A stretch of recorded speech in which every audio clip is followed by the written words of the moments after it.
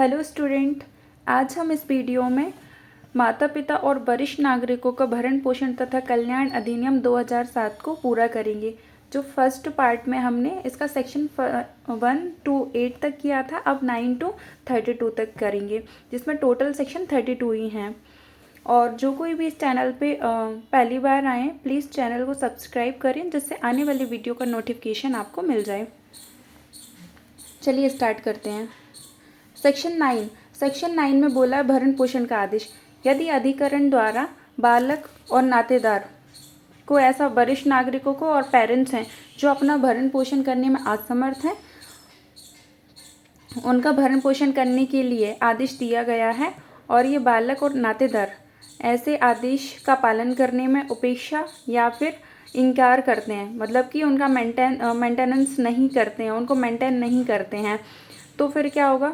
तो अधिकरण का यदि समाधान हो जाता है कि ऐसा है, तो फिर वो मंथली अलाउंसेस, मतलब मासिक भत्ता देने का आदेश करेगा, जो कि अधिकरण समय समय पर निर्देश दे कि कितना दिया जाएगा। और उसमें जो मंथली अलाउंसेस है वो कितना होगा, मतलब मैक्सिमम कितना एक्सटेंड किया जा सकता है उसे, तो ये 10,000, मतलब कि 5,000, 3,000, 6,000 इतना दिया जा सकता है। अगर इसे एक्सटेंड करना है तो 10,000 से ज़्यादा नहीं किया जा सकता, मतलब हम लिख सकते हैं मैक्सिमम कितना होगा, 10,000। ठीक है। फिर आता है सेक्शन 10, भत्ते में परिवर्तन। तो भत्ते में परिवर्तन कब होगा? जो मंथली अलाउंसेस मिल रहा है उसमें परिवर्तन होने के 3 ग्राउंड्स यहाँ पर दिए गए हैं। पहला है दुरुपवेशन, दूसरा है भूल, और तीसरा है कि धारा 5 के अधीन मासिक भत्ता देने वाला या फिर मासिक भत्ता जिसे मिल रहा है उसकी परिस्थितियों में कोई चेंज आता है। परिस्थितियाँ अगर बदलती हैं तो फिर उसमें अधिकरण क्या करेगा? भत्ते में ऐसा परिवर्तन कर सकेगा जैसा ठीक समझे, मतलब उसे जो उन्हें मिल रहा है भत्ता उसे बढ़ा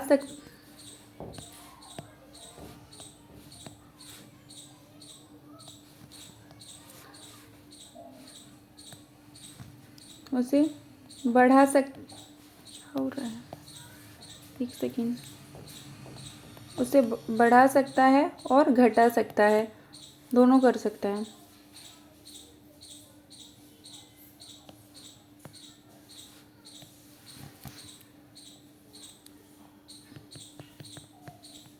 कर सकता है और उसे रिड्यूस भी कर सकता है। ओके, उसके बाद फिर आता है सबसेक्शन सेकंड में एक और ग्राउंड है, मतलब टोटल 4 ग्राउंड है इसमें। फर्स्ट में दिए हुए हैं 3, दुरुपवेशन, भूल और वही अगर परिस्थितियों में चेंजेस आता है। ठीक है, तो हम यहाँ पर लिख देते हैं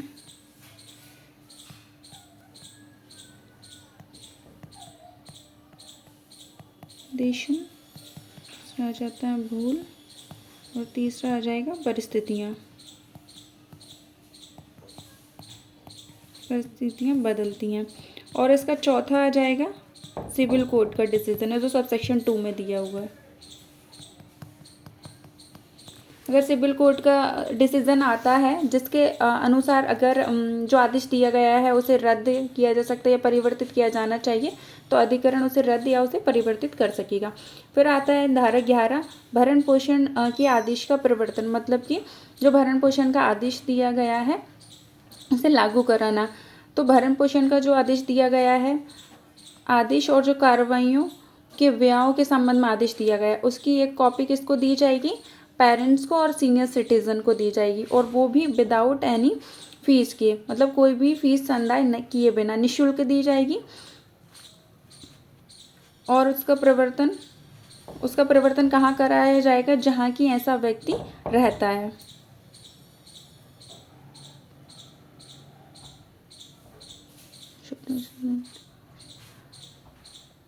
ठीक है, और इसका वही बल और प्रभाव होगा जो कि CRPC, मतलब अब BNSS के अंतर्गत धारा 144 के अंतर्गत जो मेंटेनेंस का ऑर्डर दिया है उसका होता है,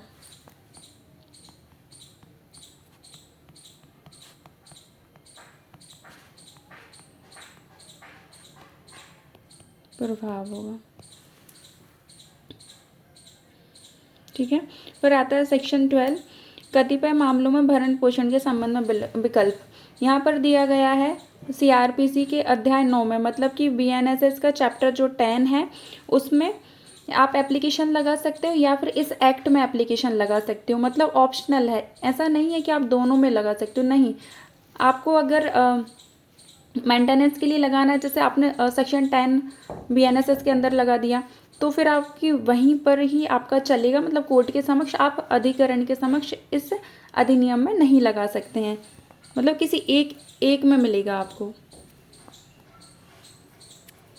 ये दिया हुआ है, दोनों के अधीन नहीं।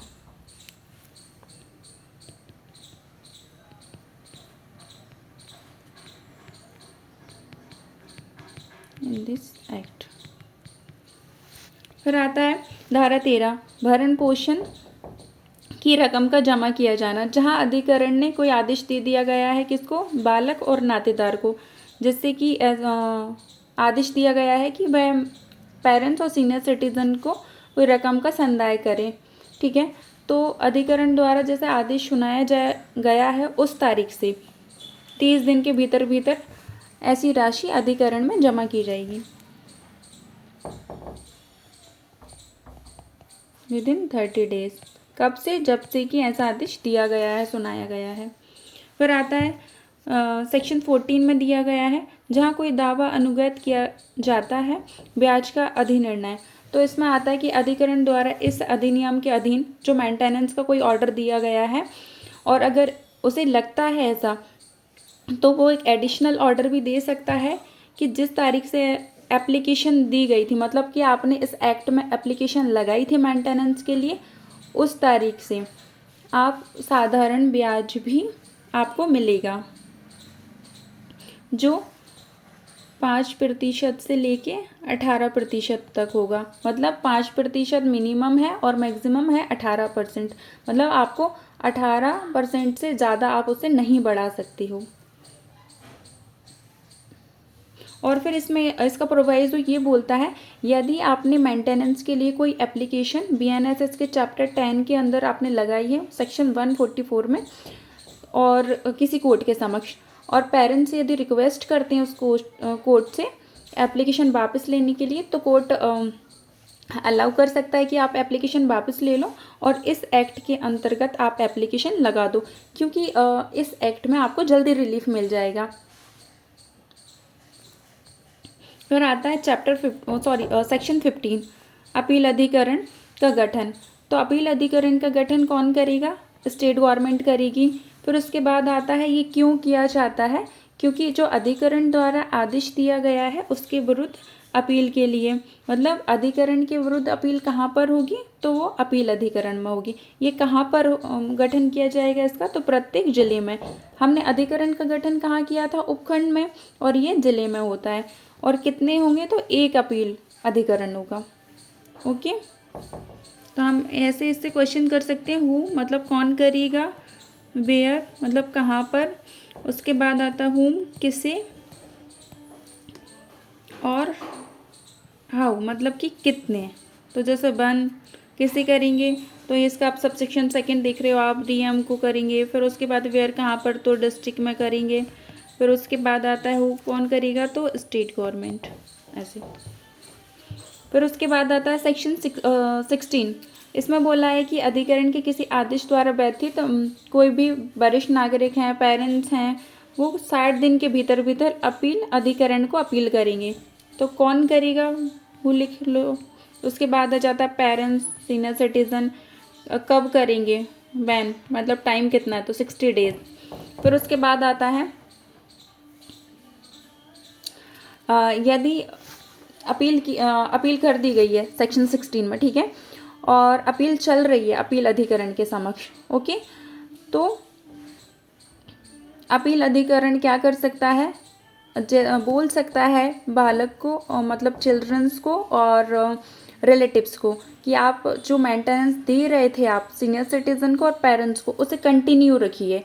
अपील जब तक चल रही है तब तक आप उसे कंटिन्यू रखिए, और अपील का जैसे ही डिसीजन आ जाता है फिर उसके अकॉर्डिंग आपको करना पड़ेगा। मतलब इनके फेवर में आती है या फिर अगेंस्ट आती है, उसके अकॉर्डिंग आपको संदाय करना पड़ेगा। बट जब तक चल रही है तब तक तो आपको जैसे आप मेंटेनेंस दे रहे थे उसी तरीके से आपको देना पड़ेगा। फिर उसके बाद आता है कि ये 60 डेज़ का दिया हुआ है, यदि सफिशिएंट रीज़न होते हैं तो 60 डेज़ को एक्सटेंड किया जा सकता है। एक्सटेंड बोलें या फिर आप ये बोल सकते हैं कि 60 डेज़ ख़त्म होने के बाद भी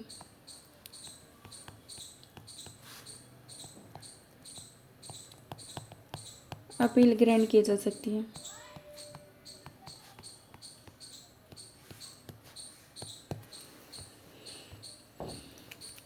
और जैसे ही अपील अधिकरण के समक्ष अपील आती है तो एक नोटिस की तामील कराएगा प्रत्यार्थी पे।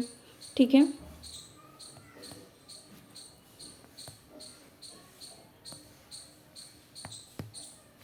उसके बाद आता है अपील अधिकरण जिसके विरुद्ध अपील की जाती है कार्रवाइयों का अभिलेख मंगा सकेगा, मतलब कि अधिकरण की कार्रवाइयों का अभिलेख मंगा सकेगा। उसके बाद आता है सबसेक्शन 4 दिया हुआ है, अपील अधिकरण अपील और जो मंगाए गए अभिलेख हैं उनकी परीक्षा करेगा। परीक्षा करने के बाद उसके पास ऑप्शन रहेगा अपील को मेंटेन करे या फिर उसे खारिज कर दे। फिर उसके बाद आता है जब भी अपील अधिकरण द्वारा न्याय निर्णय किया जाएगा, अपील का विनिश्चय दिया जाता है तो फाइनल होगा, मतलब फर्दर अपील नहीं होगी उसकी अब। फिर उसके बाद आता है परंतु यदि कोई अपील खारिज की जाती है तो कब तक खारिज नहीं की जाएगी, जब तक कि दोनों पक्षकारों को इन पर्सन मतलब व्यक्तिगत रूप से या फिर उनके प्राधिकृत प्रतिनिधि के माध्यम से उन्हें सुनवाई का अवसर ना दे दिया जाए।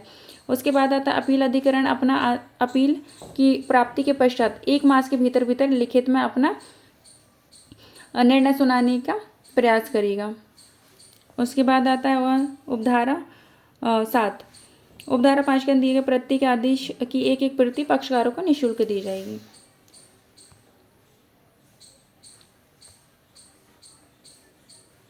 फिर उसके बाद आता है सेक्शन 17 विधिक अभ्यावेदन का अधिकार। इसमें दिया हुआ है कि किसी अन्य विधि में किसी बात की होती हुई भी अधिकरण या अपील अधिकरण के समक्ष कार्रवाई किसी पक्षकार का प्रतिनिधित्व किसी व्यवसायी द्वारा नहीं किया जाएगा, मतलब कि किसी एडवोकेट द्वारा किसी भी पार्टी को रिप्रेजेंट नहीं किया जाएगा।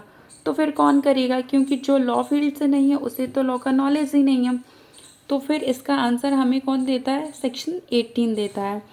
सेक्शन 18 बोलता है कि राज्य सरकार जिला समाज कल्याण अधिकारी या जिला समाज कल्याण अधिकारी की पंक्ति के बराबर कि किसी भी अधिकारी को जो किसी भी नाम से ज्ञात हो भरण पोषण अधिकारी के रूप में पदवीकृत कर सके, मतलब कि इनको कौन रिप्रेजेंट करेगा दोनों पार्टियों को, तो पदवीहित अधिकारी,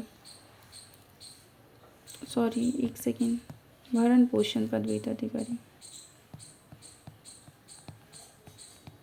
भरण पोषण अधिकारी जो कौन होगा,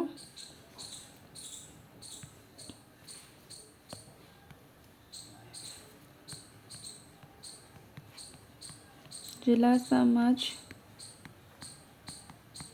कल्याण अधिकारी और इसकी पंक्ति के बराबर का हो, मतलब उससे कम का रैंक का नहीं होना चाहिए। फिर उसके बाद आता है यदि पेरेंट्स ऐसी वांछा करें तो अधिकरण के समक्ष या फिर अपील अधिकरण के समक्ष कार्रवाई के दौरान उनका प्रतिनिधित्व कर सकता है। फिर आता है चैप्टर 3 वृद्ध आश्रमों की स्थापना, जिसमें एक ही सेक्शन है 19। इसमें पढ़ने की कोई ज़रूरत नहीं है, ये नहीं आएगा। फिर भी इसमें मोटा मोटा अगर क्या दिया है वो देखना है तो हम देख लेते हैं। ये कौन स्थापित करता है, स्टेट गवर्नमेंट करती है। कहाँ पर करती है, तो प्रत्येक ज़िले में करती है। कम से कम कितने, एक वृद्धाश्रम करेगी, जिसमें मिनिमम कितने 150 लोगों को आश्रय मिल सके। ठीक है। और जहाँ पर क्या क्या दिया जाए, उन्हें निवास में मेडिकल हेल्प दी जाए, मनोरंजन के साधन वगैरह, ये सारी चीज़ें। फिर यहाँ पर निर्धन को डिफाइन करा है कि कौन है जो कि अपन खुद को मेंटेन नहीं कर पा रहा है, जिसके पास इतनी प्रॉपर्टी नहीं है कि खुद को मेंटेन कर ले, पर्याप्त साधन नहीं है। फिर उसके बाद आता है चैप्टर 4 वरिष्ठ नागरिकों की चिकित्सीय देखरेख के लिए उपबंध है। इसमें एक ही सेक्शन है 20 वरिष्ठ नागरिकों के लिए चिकित्सीय सहायता। तो स्टेट गवर्नमेंट सुनिश्चित करेगी, जैसे कि गवर्नमेंट हॉस्पिटल वगैरह उसमें बिस्तर प्रदान किए जाएं, उनको पृथक पंक्तियों की व्यवस्था की जाए। उसके बाद आता है मतलब जैसे लाइन लगी रहती है ना हॉस्पिटल वगैरह में, तो एक स्पेशल लाइन हो उनके लिए कि उनका जल्दी मतलब ज़्यादा देर तक उन्हें लाइन में खड़ा नहीं रहना पड़े। फिर उसके बाद आता है ऐसे रोग होते हैं जैसे जानलेवा हंसी रोग वगैरह, उनके उपचार के लिए उनकी सुविधाएं विस्तारित की जाएं। उसके बाद आता है कि अनुभव रखने वाले चिकित्सा अधिकारी के अध्यक्ष वाले, एक बार बस रीड कर लेना। फिर आता है चैप्टर 5 जिसमें वरिष्ठ नागरिकों के जीवन और संपत्ति की संरक्षा, जिसमें 21 से लेकर 23 तक सेक्शन दिए हैं। 21 में दिया हुआ है वरिष्ठ नागरिकों के कल्याण के लिए प्रचार जागरूकता आदि के उपाय। राज्य सरकार यह सुनिश्चित करने के लिए सभी उपाय करेगी कि इस एक्ट में जो इसके प्रावधान उपबंध हैं वो टेलीविज़न के माध्यम से, रेडियो मुद्रण के माध्यम से अंतरालों पर व्यापक प्रचार हो, जिससे सभी लोगों को इसके बारे में जानकारी हो। तो केंद्रीय सरकार, राज्य सरकार ऐसे अधिकारी हों जिनके अंदर पुलिस है, न्यायिक सेवा के सदस्य वगैरह हैं, वो समय समय पर ऐसा प्रशिक्षण दें वरिष्ठ नागरिकों के संबंध में। उसके बाद आता है सेक्शन 22 प्राधिकारी जिन्हें इस अधिनियम के उपबंध का कार्यान्वित करने के लिए विनिर्देश किया जाए। मतलब इस एक्ट में जो उपबंध किए गए हैं उनको कौन इम्प्लीमेंट कराएगा, ठीक है, ये इम्पोर्टेंट है। तो इसमें आ जाएगा पहली बात तो ये स्टेट गवर्नमेंट एम्पावर्ड करती है इसको डिस्ट्रिक्ट मजिस्ट्रेट को क्या करेगी, पावर्स कन्फर कर सकती है और ड्यूटी इम्पोज कर सकती है कि आपको इस एक्ट में जो प्रोविज़न दिए हैं उन्हें इम्प्लीमेंट किया जाए और कराने के लिए। और ये डिस्ट्रिक्ट मजिस्ट्रेट है, ये किसी ऑफिसर को जो इसके सबऑर्डिनेट है, ठीक है, जो अधीनस्थ है, उसे अपनी हेल्प के पर्पज़ से भी जो इस एक्ट में जो पावर्स और ड्यूटी वगैरह दी गई हैं उनका पालन करने के लिए नियुक्त कर सकता है। और ये इम्पोर्टेंट है, जीवन और संपत्ति सुरक्षा के लिए एक व्यापक कार्य योजना, तो ये पूछा जा सकता है। तो ये कहाँ पर है, स्टेट गवर्नमेंट चलाती है ये प्रोग्राम, जो सेक्शन 22 के सबसेक्शन 2 में है। राज्य सरकार वरिष्ठ नागरिकों जीवन और संपत्ति को सुरक्षा प्रदान करने के लिए एक व्यापक कार्य योजना विहित कर सकेगी। उसके बाद आता है सेक्शन 23 में दिया हुआ है कतिपय परिस्थितियों में संपत्ति का अंतरण शून्य होना। तो इसमें दिया हुआ है कि जो वरिष्ठ नागरिक है उसने इस अधिनियम का प्रारंभ होने के पश्चात अपनी संपत्ति को दान के रूप में या अन्यथा अंतरण कर दिया है, मतलब एज अ गिफ्ट या फिर अदरवाइज ट्रांसफ़र कर दिया गया है, ठीक है। और जो अंतरिति है इस शर्त के अधीन उसने ट्रांसफ़र किया है कि जो उसकी बुनियादी सुख सुविधाएँ हैं, भौतिक बुनियादी आवश्यकता, जो उसकी बेसिक ज़रूरतें हैं, ये सारी चीज़ें उसे प्रदान किया जाए, मतलब अंतरिति प्रदान करेगा, ठीक है। अगर अंतरिति ऐसा प्रदान करने से मना करता है या असफल रहता है तो न्यायालय अधिकरण क्या करेगा, उस अंतरण को कपट, प्रपीड़न और अनावश्यक प्रभाव के अधीन किया गया समझा जाकर उसे शून्य घोषित करेगा। मतलब बेसिकली अगर हम सिंपली बोलें तो क्या है कि वरिष्ठ नागरिक अपनी प्रॉपर्टी ट्रांसफ़र करता है एज अ गिफ्ट और अदरवाइज ट्रांसफ़र करता है। जो मोड्स ऑफ दी ट्रांसफ़र अलग अलग जो होते हैं, मतलब मोर्टगेज या फिर वो सेल वगैरह करता है, मतलब कंडीशन सब्जेक्ट टू कंडीशन रह के, क्या कंडीशन रह के कि उसकी बेसिक जो नीड है आपको वो पूरी करना पड़ेंगी, और ट्रांसफ़र ही इस पर एग्री कर जाता है। लेकिन बाद में वो क्या करता है, ऐसी जो ज़रूरतें हैं उसकी बेसिक ज़रूरतें हैं उन्हें नहीं करता है, पूरी नहीं करता है या फिर असफल रहता है, तो अधिकरण क्या करेगा, ऐसे ट्रांसफ़र को कि भाई ऐसा ट्रांसफर कपट में हुआ था या प्रपीड़न द्वारा कराया गया था या अनावश्यक प्रभाव, जिसे असम्यक असर कहते हैं, असम्यक असर द्वारा किया गया था, इसलिए शून्य घोषित कर दिया था इनके बेसिस पे। किसके, कपट द्वारा किया या फिर प्रपीड़न द्वारा या फिर असम्यक असर, ठीक है। फिर उसके बाद आता है कि जो वरिष्ठ नागरिक है जिसने अपनी संपदा, अपनी प्रॉपर्टी को ट्रांसफ़र किया हुआ है, तो वो अपनी ऐसी प्रॉपर्टी या फिर उस प्रॉपर्टी के किसी पार्ट से जो अंतरिति के पास है अपने आप को मेंटेन कर सकता है, मतलब भरण पोषण प्राप्त कर सकता है। लेकिन कब कर सकता है, जब ट्रांसफ़र किया जा रहा था तो ट्रांसफरी को, मतलब अंतरिति को इस बात की जानकारी थी कि मुझे सामने वाले को मेंटेन करना है, ठीक है, मतलब कि उस प्रॉपर्टी से उसको मेंटेनेंस मिलना है, वो कर सकता है अपने आप को मेंटेनेंस प्रॉपर्टी से। और जब वो बिना प्रतिफल के किया गया था, मतलब कि प्रतिफल के बिना ट्रांसफ़र किया गया था, और ट्रांसफरी को अंतरिति को इस बात की सूचना थी कि मतलब जो ट्रांसफरर है, अंतरक है, उसे इस प्रॉपर्टी से मेंटेन करना है, मतलब मेंटेनेंस लेने का उसे राइट है। मतलब जो सीनियर सिटीजन जिसे हम ट्रांसफरर कह रहे हैं वो मेंटेन कर सकता है। ठीक है, तो हम इसका है ना अलग लिख लेते हैं। जैसे कि पहली बात तो नोटिस था उसे, और विदाउट कंसिडरेशन के था। ठीक है, तो उसका राइट रहेगा कि भाई वो उससे मेंटेन कर ले खुद को। ओके, और उसके बाद आता है कि अगर ट्रांसफरी जो है, ठीक है, उसे नोटिस नहीं था, ठीक है, ट्रांसफरी को नोटिस नहीं था, और विथ कंसिडरेशन ट्रांसफ़र किया गया था, तो जो अपना ट्रांसफरर है,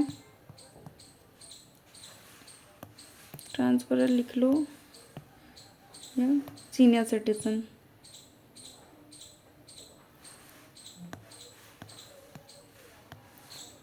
सीनियर सिटीजन है, उसे नो राइट, मेंटेन करने का राइट नहीं होगा। मतलब उसके अगेंस्ट में वो मेंटेनेंस के विरुद्ध मेंटेनेंस लेने के लिए कोई भी लीगल प्रोसीडिंग नहीं कर सकता है, या फिर उसको राइट नहीं रहेगा जनरली। फिर आता है सबसेक्शन 3, यदि कोई वरिष्ठ नागरिक उपधारा 1 उपधारा 2 के अधीन अधिकार को प्रवर्तित कराने में असमर्थ रहता है, ठीक है, तो वह धारा 5 के अधीन जो विधिक संगठन बनाया जाता है, वो संगठन भी उसकी साइड से, मतलब उसकी तरफ से कार्रवाई कर सकता है। मतलब फर्स्ट में उपधारा 1 में वही शून्य घोषित कराने के लिए, और सबसेक्शन 2 में दिया हुआ है कि वो प्रॉपर्टी से खुद को मेंटेन करने का जो उसका राइट है वो। फिर आता है चैप्टर 6, जिसमें अपराध और विचारण के लिए प्रक्रिया दी गई है, जिसमें 2 ही सेक्शन है, 24 और 25।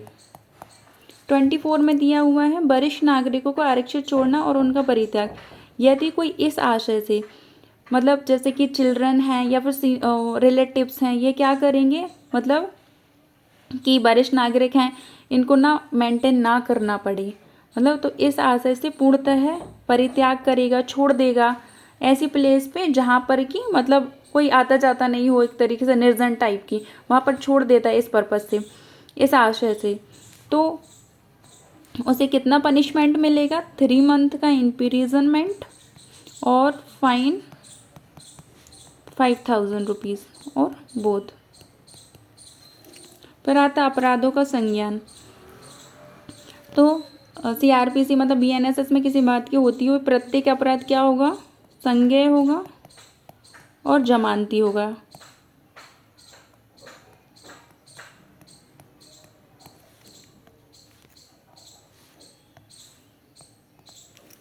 फिर आता है कि इस एक्ट के अंतर्गत जो भी ऑफेंस है उसे मजिस्ट्रेट संक्षिप्त विचारण कर सकता है उसका।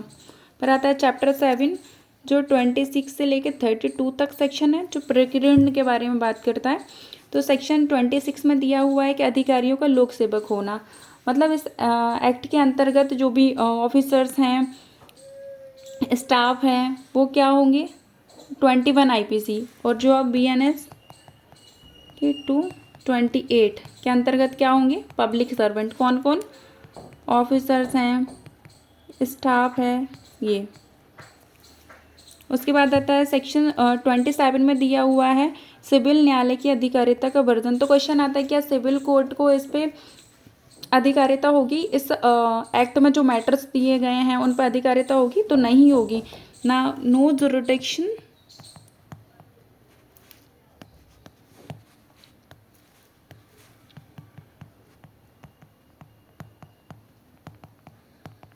और इंजेक्शन के लिए भी नहीं होगा,